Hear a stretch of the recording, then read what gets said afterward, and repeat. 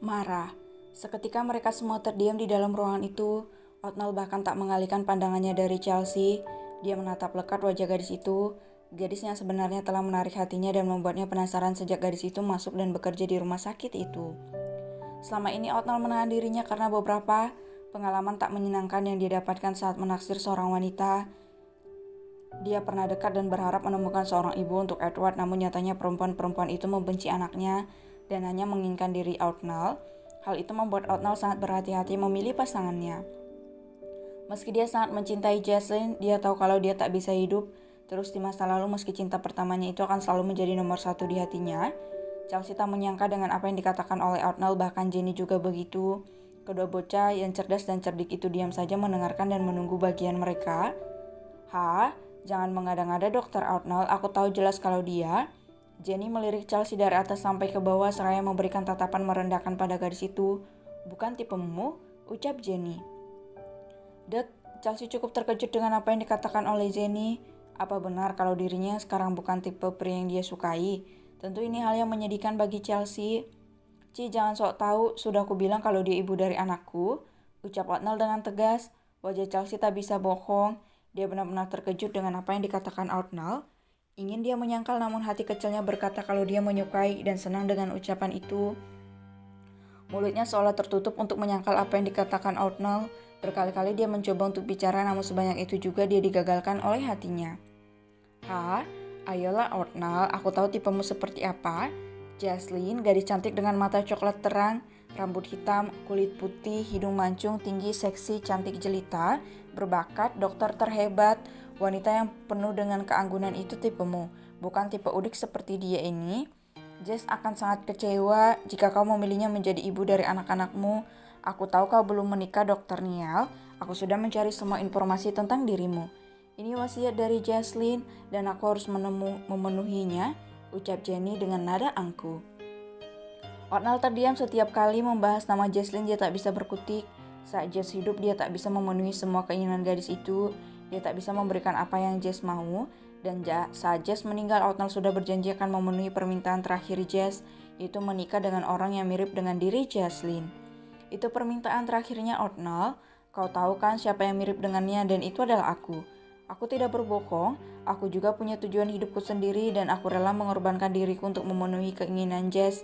Dia prioritasku, adikku yang malang, ucap Jenny dengan mata berkaca-kaca.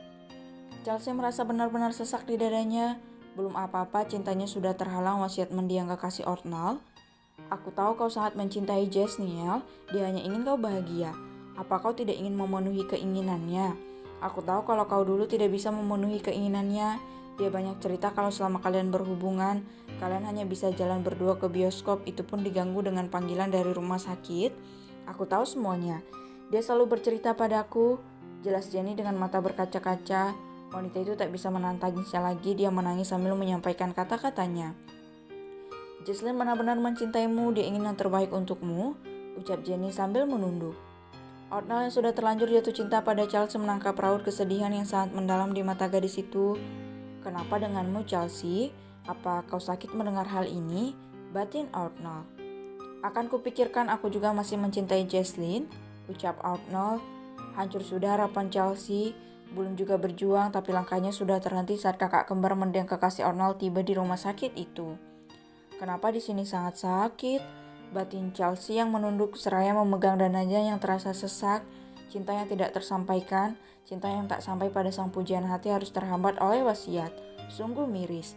Memikirkan apa yang Daddy, Gerutu Edward yang tidak suka dengan isi pembicaraan Jenny dan Otnell. Dia paham betul dengan arah pembicaraan Jenny dan Otnell.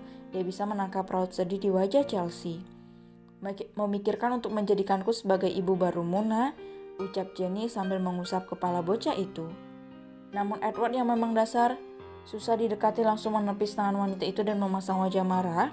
Bahkan wajah pria kecil itu langsung merah padam karena sangat marah dan tidak suka dengan Jenny yang terlihat seperti bukan wanita baik-baik, berbeda dengan Chelsea yang selalu menatapnya dengan penuh kelembutan. "Jangan sentuh aku, Ibu Dokter," ucap Edward dengan tegas sambil menyingkirkan tangan wanita itu dari kepalanya dengan kasar. Oatnell bahkan sangat terkejut dengan sikap Edward. "Nak, kamu gak boleh begitu sama orang tua, harus hormat," ucap Oatnell menegur putranya. "Daddy, Ibu Dokter itu yang mulai duluan. Dia ejek-ejek Mommy Chelsea. Emily ndak suka," ketus si baby bubu yang turun dari berangkar dan mendekati Chelsea yang dia panggil dengan sebutan Mommy. "Mommy?" tanya Oatnell dengan mata terbelalak. Edward menatap dedinya dengan tatapan kecewa. Dia turun dari berangkar dengan wajah kesal karena menurutnya sang Dedi benar-benar tidak punya pendirian. Dedi ternyata lemah. Dedi sudah pernah janji sama abang untuk melupakan masa lalu Dedi. Nyatanya karena ada seseorang yang mirip dengan masa lalu, Dedi dengan mudahnya berkata akan memikirkan wasiat itu. "Abang kecewa," ucapnya dengan suara lirih. "Abang sukanya sama Auntie Chelsea dan mulai sekarang Auntie Chelsea yang jadi mominya abang. Kalau Dedi nggak mau nggak apa-apa, Dedi nikah saja sama Ibu Dokter jahat mirip nenek lampir itu. Abang pergi," ucapnya sambil melemparkan tatapan dingin pada Oatnell. Jenny terbelalak kaget dengan ejekan yang keluar dari bibir mungil anak kecil bermata biru. Emerald yang sangat indah itu, bisa-bisanya dia diejek sampai separah itu oleh seorang anak kecil. Nenek lampir. Demi dewa yang hidup, Jenny sudah melakukan perawatan termahal untuk membuat dirinya tetap muda seperti anak remaja, tapi bisa-bisanya anak kecil itu menyebutnya nenek lampir. Parah nih bocah, kayak bapaknya sih. "Hais, bisa-bisanya gue diejek nenek lampir sama bocil," batin Jenny yang tak habis pikir. Baru kali ini anak kecil itu sampai semarah itu pada Oatnell. Baru kali ini dia mengatakan kata-kata itu meski hatinya juga sakit. Namun entah apa yang membuatnya seperti itu. Edward dan Emily tak rela jika harus kehilangan Chelsea yang baru beberapa minggu ini dekat dengan mereka. Keduanya memegang tangan Chelsea dan menarik tangan gadis itu untuk keluar. "Ayo keluar, Mom, kita tinggalkan saja Daddy.